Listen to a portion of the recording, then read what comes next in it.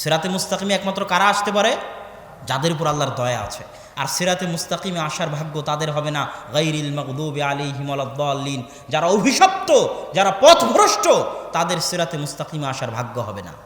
আপনি আল্লাহ আপনাকে ভালোবাসে না বাসেন না, এটা বুঝার উপায় আপনার ধন সম্পদ নয়, এটা বুঝার উপায় আপনার ক্ষমতা নয়, এটা বুঝার উপায় আপনার পাওয়ার নয়, এটা বুঝার উপায় আপনার সম্মান নয়, এটা বুঝার উপায় আপনার মর্যাদা নয়। ইন্নাল্লাহা ইউতিদ দুনিয়া লিমান ইউহিব ওয়া মান লা ইউহিব, আল্লাহ যাকে ভালোবাসেন তাকেও দুনিয়া দেন, যাকে ভালোবাসেন না তাকেও দুনিয়া দেন। আল্লাহ যাকে ভালোবাসেন তাকেও সম্মান দেন, যাকে ভালোবাসেন না তাকেও সম্মান দেন। আল্লাহ যাকে ভালোবাসেন তাকেও ক্ষমতা দেন, আল্লাহ যাকে ভালোবাসেন না তাকেও ক্ষমতা দেন। আল্লাহ ফেরাউনকেও ক্ষমতা দিয়েছিলেন, কারুনকেও সম্পদ দিয়েছিলেন, আল্লাহ দাউদ আর সুলাইমানকেও ক্ষমতা দিয়েছিলেন, সম্পদ দিয়েছিলেন।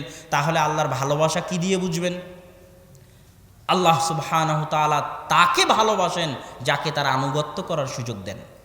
আজকে ফজরের সালাত জামাতে আদায় করার আপনার সুযোগ হয়েছে কিনা আপনি নিজে জিজ্ঞেস করে দেখেন। যদি আপনার ফজরের সালাত জামাতে আদায় করার সুযোগ হয় তাহলে আপনার উপর আল্লাহর দয়া আছে। আর যদি সুযোগ না হয়ে থাকে তাহলে এটাই আপনার জন্য আল্লাহর পক্ষ থেকে সবচেয়ে বড় শাস্তি। আপনি যদি গান বাজনায় ব্যস্ত থাকেন, পাবজি ফ্রি ফায়ার গেমে ব্যস্ত থাকেন, সুদ ঘুষে ব্যস্ত থাকেন, আপনার মুখে যদি দাড়ি না থাকে, তাহলে জেনে রাখবেন এটাই আপনার জন্য বড় শাস্তি। আপনার ধন সম্পদ ধ্বংস হয়ে যেতে হবে, এটা শাস্তি। ওটা শাস্তি নয়, ওটা তো ধোঁকা আল্লাহর পক্ষ থেকে। আপনি জেলে যাবেন, এটা শাস্তি, ওটা তো শাস্তি নয়। আপনার জন্য এটাই সবচেয়ে বড় শাস্তি যে আল্লাহ তার রহমত থেকে, তার করুণা থেকে, তার দরবার থেকে, তার দয়া থেকে, তার বরকত থেকে আপনাকে বঞ্চিত রেখেছেন, বিতাড়িত রেখেছেন, আল্লাহর অবাধ্য করে রেখেছেন, আল্লাহর আনুগত্য থেকে দূরে রেখেছেন। এটাই সবচেয়ে বড় শাস্তি। এটা বুঝে আপনাকে কষ্ট পেতে হবে। এটাই পৃথিবীর বাস্তবতা। আপনার ক্ষমতা, আপনার ধন সম্পদ আল্লাহর পক্ষ থেকে ধোঁকা, ছাড়। আল্লাহ সুবহানাহু তাআলা ধন সম্পদ ক্ষমতা সবাইকে দেন, যাকে ভালোবাসেন তাকেও দেন, যাকে ভালোবাসেন না তাকেও দেন। কিন্তু দিনের জ্ঞান, মান ইউরিদিল্লাহু বিহি খায়রান ইউফাক্কিহু ফিদ্দীন, আল্লাহ যাকে ভালোবাসেন তাকে দিনের জ্ঞান দান করেন। তাহলে আপনার সাথে কি আল্লাহর সম্পর্ক আছে? আল্লাহ কি আপনাকে ভালোবাসে? আল্লাহ সুবহানাহু তাআলার সাথে কি আপনার কোনো যোগাযোগ আছে? আল্লাহর সাথে কি আপনার কোনো কানেকশন আছে? এটা আপনাকে জিজ্ঞেস করতে হবে। আপনি কি আল্লাহর দরবারে দুই হাত তুলে কিছু চাইতে পারবেন, না আপনার লজ্জাবোধ হবে? এটা আপনাকে জিজ্ঞেস করতে হবে। মানুষ ইবাদতের জোরে জান্নাতে যেতে পারবে না, ইবাদতের পাওয়ারে মানুষ জান্নাতে যেতে পারবে না। মানুষের জান্নাতে যাওয়ার একটাই পাওয়ার, সেটা হচ্ছে আল্লাহর সামনে নত হওয়া, আল্লাহর সামনে ছোট হওয়া।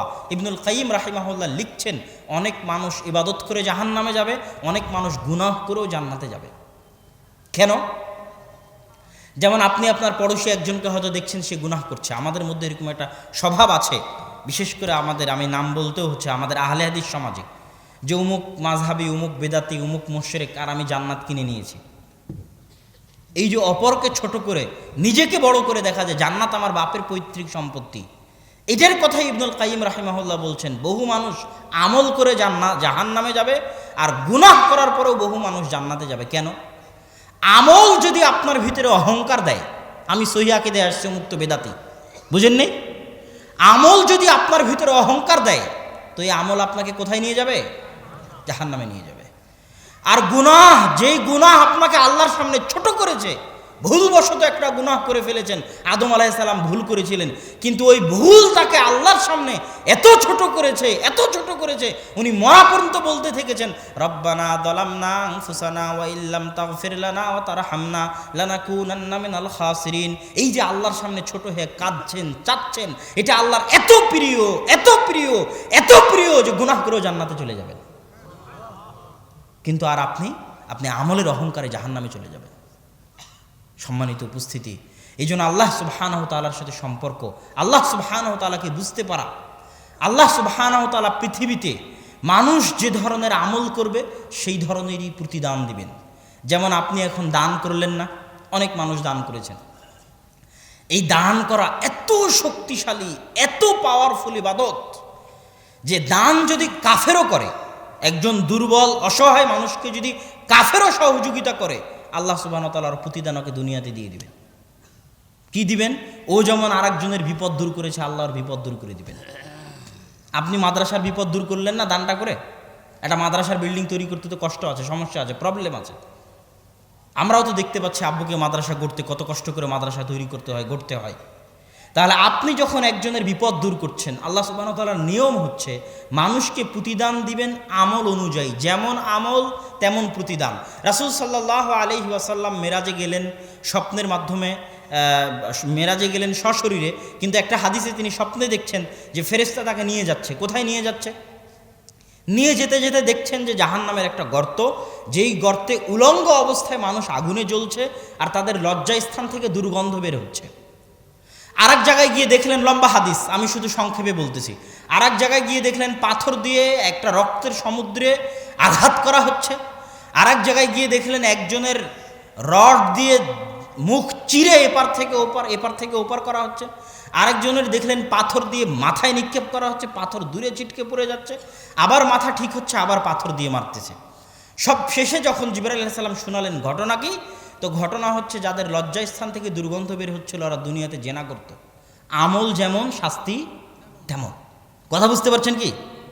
অন্য জায়গায় দুর্গন্ধ বের হয় না কেন, অন্য কারো দুর্গন্ধ বের হয় না কেন লজ্জাস্থান থেকে, তাদের বের হচ্ছে কেন? তারা জেনা করেছে লজ্জাস্থান দিয়ে। আমল যেমন শাস্তি তেমন। যারা মাথা ফাটাচ্ছে সে কি আলেম? ইলম অনুযায়ী আমল করতো না, তো আর জ্ঞান কোথায় ছিল? মাথায় ছিল। তাহলে আমল যেমন শাস্তি তেমন। পুরো আল্লাহ সুবহানাহু ওয়া তাআলা হচ্ছে হাকীমুন আলিম। আপনি যেমন আমল করবেন আল্লাহ প্রতিদান তেমন দিবে। নেক আমল হোক খারাপ আমল হোক, প্রতিদান আল্লাহ সুবহানাহু ওয়া তাআলা তেমনই দিবেন। তো দান করলেন, দান করে আপনি কারো বিপদ দূর করলেন, আল্লাহ প্রতিদান হিসেবে আপনার বিপদ দূর করে দিবেন। অগণিত হাদিস আছে, অসংখ্য হাদিস আছে। মানুষ যদি বিপদ বালা মুসিবত থেকে বাঁচতে চায়, যে বালা মুসিবত যেন না আসে, তাহলে বেশি বেশি কি করতে হবে? দান করতে হবে।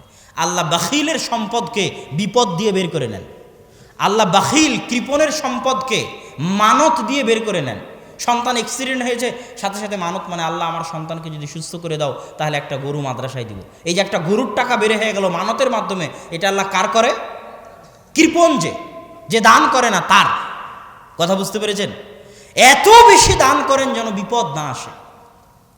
কেন আমল যেমন প্রতিদান তেমন। কাফেরও যদি দরিদ্র অসহায়কে সহযোগিতা করে তা আল্লাহ সুবহানাহু ওয়া তাআলার প্রতিদান দুনিয়াতে দিবেন। কিছু কিছু আমল আছে যে সমস্ত আমলের প্রতিদান আল্লাহ সুবহানাহু ওয়া তাআলা দুনিয়াতেই দেন। তার মধ্যে একটা খারাপ আমল আছে, যে খারাপ আমলের শাস্তি এত দ্রুত কোনো খারাপ আমলের শাস্তি আল্লাহ সুবহানাহু ওয়া তাআলা দুনিয়াতে দেন না। সহিহ ইবনে হিব্বানের হাদিস। কিন্তু দুইটি আমলের শাস্তি আল্লাহ সুবহানাহু ওয়া তাআলা অতি দ্রুত দুনিয়াতেই বাস্তবায়ন করেন। এক, পিতামাতার অবাধ্য হয়ে চলে যে তার প্রতিদান আল্লাহ তাকে দুনিয়াতেই দিবেন। সে তার চোখে দেখতে পাবে পিতামাতার অবাধ্যতার প্রতিদান। হয় তার সন্তান তার অবাধ্য হয়ে যাবে, ও যদি ওর বাপকে বৃদ্ধাশ্রমে রেখে আসে তো ওর সন্তান ওকে বৃদ্ধাশ্রমে রেখে আসবে।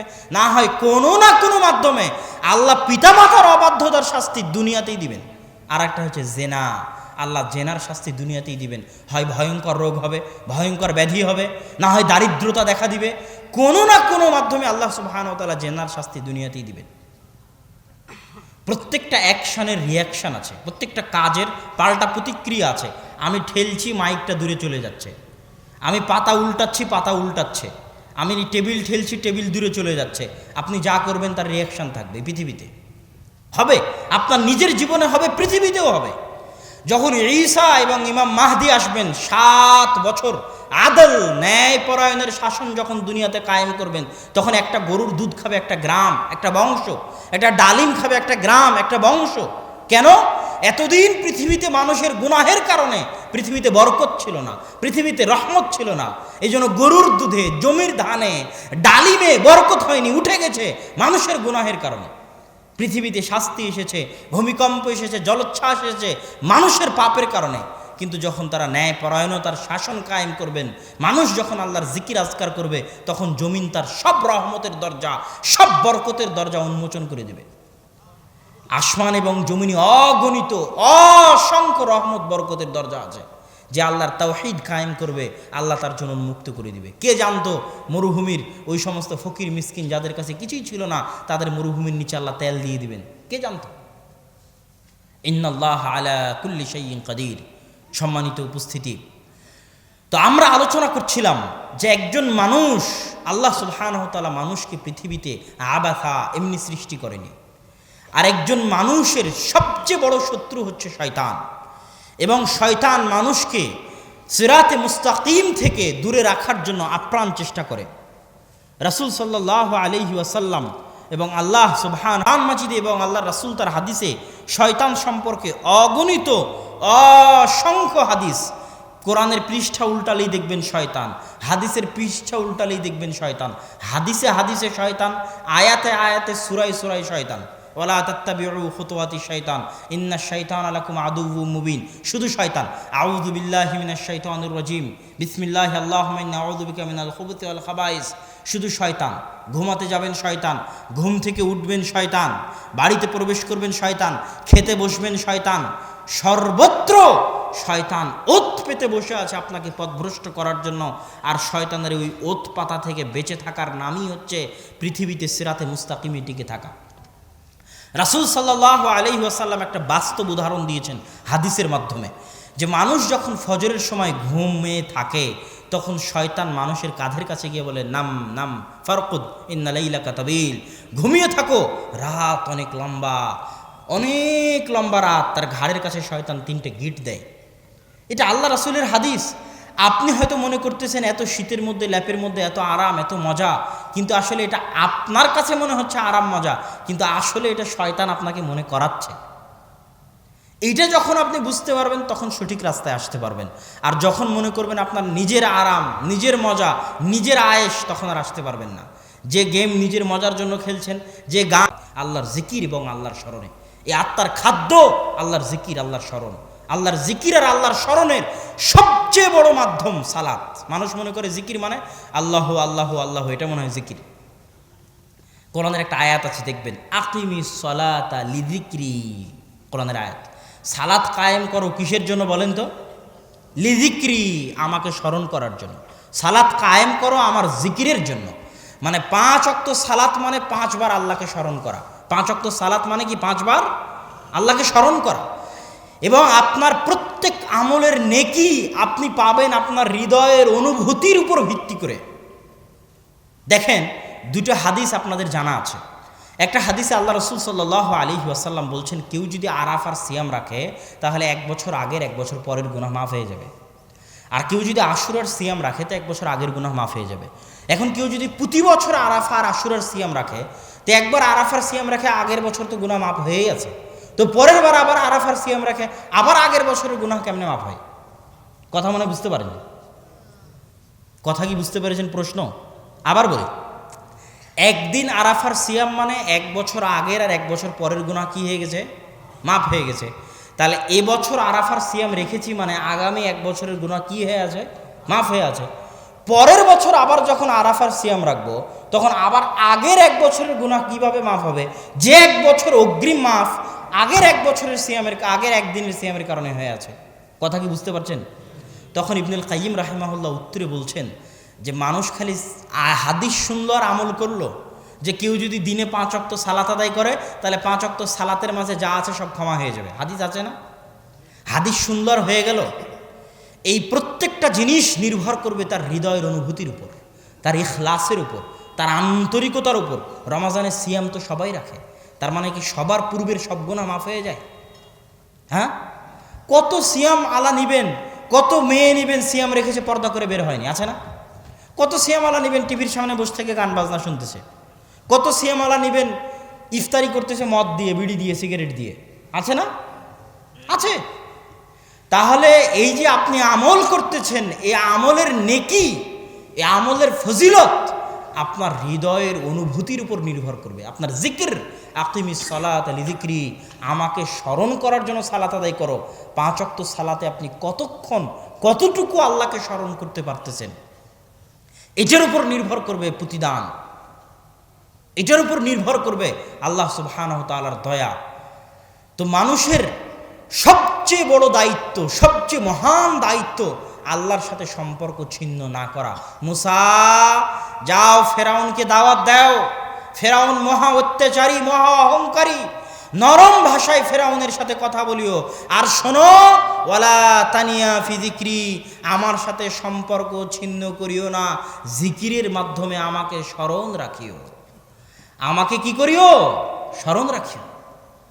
তাহলে ওই মানুষের জীবনের কি মূল্য যার সাথে আল্লাহর সম্পর্ক নাই? যে 5 ওয়াক্ত সালাত আদায় করে না, ওর সাথে আল্লাহর কোনো সম্পর্ক নাই, কোনো কানেকশনই নাই, কোনো যোগাযোগই নাই। ও মুসলমান কিনা সন্দেহ আছে। 5 ওয়াক্ত সালাত আদায় প্রথম কড়ি, প্রথম ইট, প্রথম ভিত্তি, যেটার দ্বারা আল্লাহর সাথে বান্দার সম্পর্ক রক্ষা হয়। আপনার পিতা মাতা, আপনার ভাই বোন, বাপ মা, আত্মীয় স্বজন আপনাকে যতটা না ভালোবাসে, আপনার প্রতিপালক আল্লাহ আপনাকে তার চেয়ে বেশি ভালোবাসে।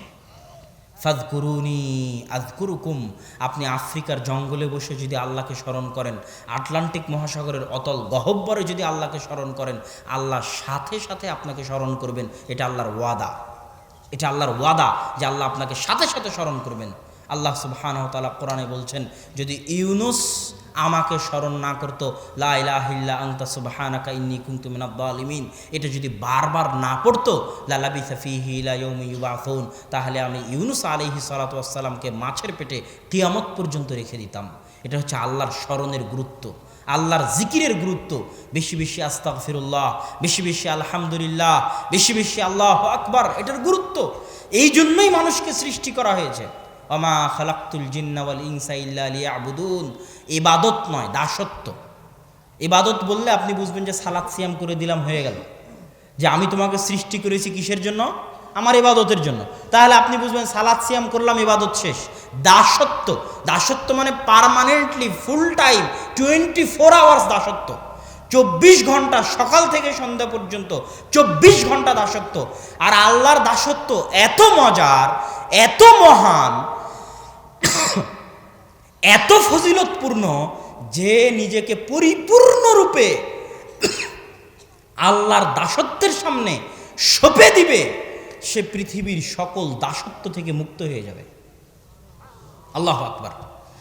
যে সম্পূর্ণরূপে নিজেকে আল্লাহর দাসত্বের সামনে সঁপে দিবে, সে পৃথিবীর সকল দাসত্ব থেকে মুক্ত হয়ে যাবে।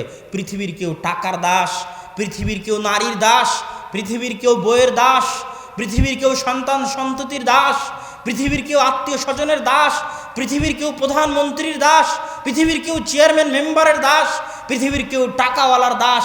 প্রত্যেকটা মানুষ কোনো না কোনো স্তরে কারো না কারো দাসত্ব করছে। একমাত্র সেই দাসত্ব থেকে মুক্ত যে সম্পূর্ণরূপে আল্লাহর দাস, ওই সবচেয়ে বড় স্বাধীন। কিসের 1971 সালের আর 1947 সালের স্বাধীনতা? সবচেয়ে স্বাধীন, 100% স্বাধীন সে যে 100% আল্লাহর দাস, 100% আল্লাহর গোলাম। ইব্রাহিম যেমন। এই জন্য আমি বলেছি বহু বক্তব্যে, তাওহীদ যার ভিতরে আছে, ওই পারমাণবিক বম, ভয়ঙ্কর অস্ত্র, যে সম্পূর্ণরূপে 100% আল্লাহর গোলাম, ওকে পৃথিবীর কেউ থামাতে পারবে না। ও পারমাণবিক বমের চাইতে শক্তিশালী, অ্যাটম বমের চাইতে পাওয়ারফুল। কেন? ও হচ্ছে সবচেয়ে স্বাধীন, আর পৃথিবীর সবাই গোলাম। সবার পায়ে জিঞ্জির বাঁধা আছে, কোনো না কোনো কিছুর জিঞ্জির, চাকরির জিঞ্জির, বাপ মায়ের জিঞ্জির, সন্তান সন্ততির জিঞ্জির, বইয়ের জিঞ্জির, টাকার জিঞ্জির, ক্ষমতার জিঞ্জির। সবাই দাস, সবাই গোলাম, কেউ স্বাধীন নয়। একমাত্র স্বাধীন সেই যে ইব্রাহিমের মতো 100তে 100 আল্লাহর গোলাম। এই জন্য আল্লাহর আব্দ, আল্লাহর বান্দা হওয়া, এটাই সবচেয়ে মর্যাদার। এই জন্য আল্লাহ সুবহানাহু ওয়া তাআলা যখনই তার রাসূলকে ডেকেছেন, তখন বান্দা বলে ডেকেছেন। আশহাদু আন্না মুহাম্মাদান আবদুহু ওয়া রাসূলুহু, যে মুহাম্মদ আমার বান্দা। কেন? বান্দা হওয়ার মধ্যে মুহাম্মদ সাল্লাল্লাহু আলাইহি ওয়াসাল্লাম যখন আল্লাহর দাস হয়ে গেলেন, তখন উনি পৃথিবীর সবচেয়ে শক্তিশালী রাজা, সবচেয়ে শক্তিশালী বাদশা। পৃথিবীর কিছুই তখন তার সামনে টিকতে পারবে না। কারো ক্ষমতা, কারো চোখ রাঙ্গানি, কোনো কিছুর ফিতনা, কোনো কিছুর বাধা, রিজিকের ভয়, রুজির ভয়। যে আল্লাহর বান্দা, আল্লাহ হচ্ছে আল গানি। আল্লাহ কি? আল্লাহ কি? গানি মানে কি বলেন তো? গানি মানে ধনী। যে এমপির ছেলে, ওর কি টাকার অভাবের ভয় আছে নাকি? হ্যাঁ? মুসা বিন শমসেরের যে ছেলে, ওর টাকার ভয় আছে নাকি? আর টাকার ভয় নাই তো। বসুন্ধরার মালিকের যে ছেলে, ওর টাকার ভয় আছে নাকি? আব্দুল্লাহ আল গানি, যে গানির বান্দা, গানির দাস, তার রিজিকের ভয় আছে নাকি? যে ধনীর বান্দা, ধনীর দাস, তার রুটির ভয় আছে নাকি? আল্লাহু আকবার।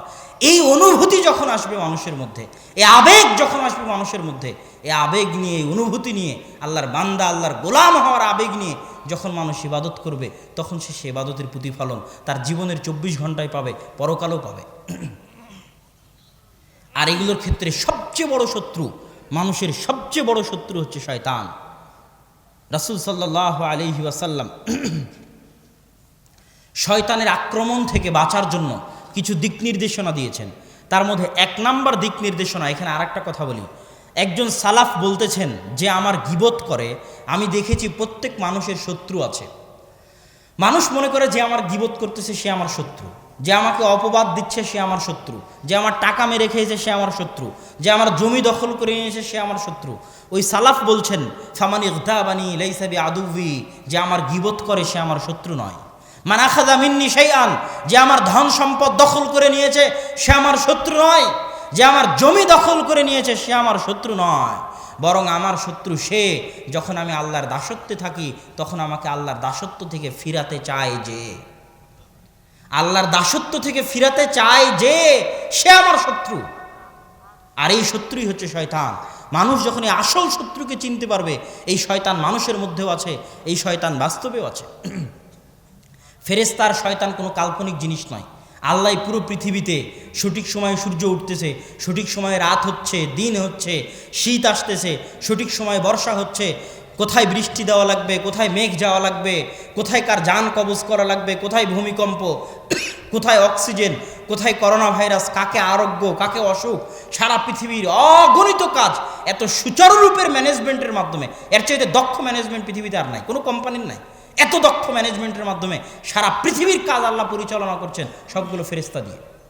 আল্লাহ জুনুদুল্লাহ, আল্লাহর বাহিনী হচ্ছে ফেরেশতা। আর এই ফেরেশতার বিপরীতই হচ্ছে শয়তান, সারাদিন লেগে আছে আপনাকে পথভ্রষ্ট করার জন্য। আর এই শয়তানের খপ্পর থেকে রাসূল সাল্লাল্লাহু আলাইহি ওয়াসাল্লাম বলছেন, শোনো, ইদা তাইমা আহাদুকুম, যখন তোমাদের কেউ খাদ্য গ্রহণ করে এবং তার হাত থেকে কোনো খাদ্যের লোকমা পড়ে যায়, তাহলে সে যেন সেই লোকমাটা কুড়িয়ে নেয় এবং তার সাথে লেগে থাকা ময়লা দূরীভূত করে এবং সেটাকে যেন শয়তানের জন্য না ছেড়ে দেয়। আর শোনো, যখন তোমাদের কেউ খাদ্য গ্রহণ করে তখন যেন প্লেট চেটে যেন খাদ্য গ্রহণ করে, কেননা কেউ জানে না কোন দানায় কোন খাবারে বরকত রয়েছে, সেটা যেন সে শয়তানের জন্য না ছাড়ে। আর শয়তান থেকে বাঁচার জন্য রাসূল সাল্লাল্লাহু আলাইহি ওয়াসাল্লাম সবচেয়ে বড় যে নির্দেশনা, যেটা আজকে আমি আমার আলোচনার শেষের দিকে এসে আপনাদের জন্য করে যেতে চাই, সেটা হচ্ছে রাসূল সাল্লাল্লাহু আলাইহি ওয়াসাল্লাম বলছেন, মা মিন কারিয়াতিন, এমন কোনো গ্রাম নেই, এমন কোনো অঞ্চল বা এলাকা নেই যেই গ্রামে মাত্র 3 জন মানুষ বসবাস করে, মাত্র 3 জন। আর ওই 3 জন মানুষ সালাত কায়েম করে না জামাতের সাথে। 3 জন একটা বাড়িতে আছে, 3 জন একটা কোম্পানিতে আছে, একটা অফিসে আছে, 3-এর অধিক হলে তো কোনো কথাই নাই। অন্তত পক্ষে 3 জন কোনো মুসলমান এক জায়গায় আছে আর সেখানে জামাতের সালাত কায়েম করে না, ইস্তাহওয়াযা আলাইহিমুশ শয়তান, তাদের উপর শয়তান আক্রমণ করবে, তাদেরকে শয়তান ধরে ফেলবে, তাদেরকে শয়তান খেয়ে ফেলবে। শয়তান থেকে যদি বাঁচতে চাও, জামাতে সালাত কায়েম করো, মসজিদের সাথে সম্পৃক্ত থাকো, জামাতের সাথে সম্পৃক্ত থাকো। জেনে রাখো, শয়তান পালবিহীন ভেড়ার প্রতি আক্রমণ করে, যেমন একটা সিংহ, একটা বাঘ পালবিহীন ছাগলের প্রতি আক্রমণ করে, জামাতবিহীন মানুষের প্রতি শয়তান ঠিক সেভাবে আক্রমণ করে। এই জামাত 5 ওয়াক্ত সালাতের জামাত, মসজিদ ভিত্তিক জামাত। মসজিদের সাথে আপনার সম্পর্ক নাই মানে আপনি দিনের রাস্তায় টিকতে পারবেন না।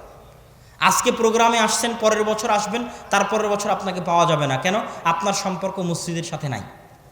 মসজিদের সাথে সম্পর্কই হচ্ছে ইমানের উপর টিকে থাকা, দ্বীনের উপর টিকে থাকা, জামাতের সাথে থাকা, মসজিদের সাথে সম্পর্ক।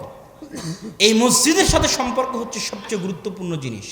মসজিদ হচ্ছে মারকাজুল ইলম, মারকাজুদ দাওয়া, জ্ঞানের কেন্দ্র, দাওয়াতের কেন্দ্র। মসজিদ একটা সংগঠনের চাইতে শক্তিশালী, মসজিদ একটা দলের চাইতে শক্তিশালী। মসজিদের সাথে সম্পৃক্ত থাকার মাধ্যমে নিজের ঈমানকে মজবুত রাখতে হবে।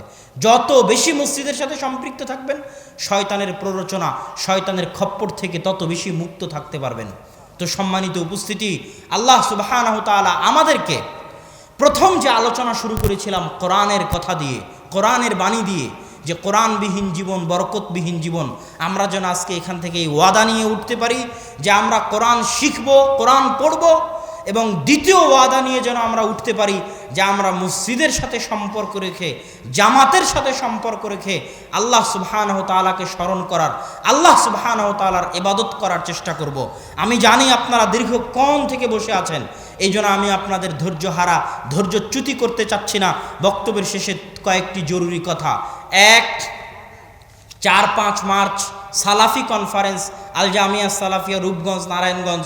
আপনারা জানেন দেশের বড় বড় আলেম ওলামা সেখানে একত্রিত হয়, আপনাদের অবশ্যই সেখানে উপস্থিত হওয়ার জন্য দাওয়াত থাকলো। 2, মাসিক আল ইতিসাম। মাসিক আল ইতিসাম অনেক গবেষক, অনেক আলেম ওলামা, অনেক মুফতি তাদের পরিশ্রমের ভিত্তিতে প্রতি মাসে ফতোয়া বোর্ডের মাধ্যমে ফতোয়া বের হয়। এই মাসিক আল ইতিসাম পরিশ্রম করে আপনাদের জন্যই তৈরি করা হয়। মাসিক আল ইতিসামের সকলেই গ্রাহক, এজেন্ট হওয়ার চেষ্টা করবেন। অন্তত পক্ষে স্টেজ থেকে 1 কপি হলেও মাসিক আল ইতিসাম নিয়ে যাওয়ার চেষ্টা করবেন। 3, আপনারা স্টেজে বিভিন্ন ধরনের বই পুস্তক পাবেন। মিন্নাতুল বারি আছে, আইনে রাসূল সাল্লাল্লাহু আলাইহি ওয়াসাল্লাম 10 অধ্যায় আছে, এবং আব্বুর লেখা নতুন একটি সালাতের বই, রাসূল সাল্লাল্লাহু আলাইহি ওয়াসাল্লামের সালাত বনাম প্রচলিত সালাত আছে। এই বইগুলো আপনারা সংগ্রহ করার চেষ্টা করবেন। আর আপনাদের যদি কোনো প্রশ্ন থাকে তাহলে ধীর স্থিরভাবে সেই প্রশ্নগুলোর উত্তর দেওয়ার আমি চেষ্টা করব ইনশাআল্লাহ।